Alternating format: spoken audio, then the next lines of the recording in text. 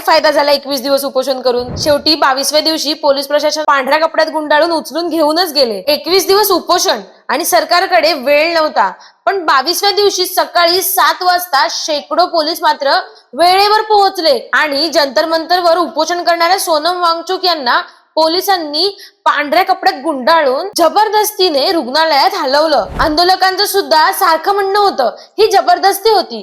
पोलिसांचं म्हणणं त्यांची प्रकृती गंभीर होती म्हणून डॉक्टरांच्या सल्ल्याने ही कारवाई करण्यात आली. हा प्रश्न फक्त एका व्यक्तीचा नाही, हा प्रश्न लाखो विद्यार्थ्यांच्या शिक्षण व्यवस्थेचा आहे. आणि याच आंदोलनादरम्यान सीजीपीचे अभिजित दिपके यांनी आरोप केला की पोलिसांनी त्यांच्याशी मारहाण केली, त्यांना ताब्यात घेतलं आणि जंतर मंतरला जाण्यापासून रोखलं. आणि त्यातच एका महिलेने त्यांच्या अंगावरती निळी शाई फेकली. पण अनेक आंदोलनकर्त्यांसाठी ती शाई अपमानाची नाही, ती स्वाभिमानाची आहे. पण इथेच प्रश्न आणखी मोठा होतो. जर एखाद्या नागरिकाला शांततेत आंदोलन करण्यापासून रोखलं जात असेल, आंदोलन स्थळी जाण्यापासून अडवलं जात असेल आणि त्याच्यावर बलप्रयोग झाल्याचे आरोप होत असतील, मग नेमकं चाललंय तरी काय? हा कोणता कायदा आहे? ही लोकशाही आहे की हुकुमशाही? या आरोपांबाबत अधिकृत बाजू आणि तपासातून काय निष्पन्न होईल ते पुढे स्पष्ट होईल. तसेच 20 तारखेला होणाऱ्या प्रोटेस्ट मध्ये ज्यांना ज्यांना शक्य होईल त्यांनी मोठ्या प्रमाणात सहभागी व्हा. आपल्या मुलांच्या, विद्यार्थ्यांच्या भविष्यासाठी आपलं एक पाऊल खूप महत्वाचं ठरेल. आणि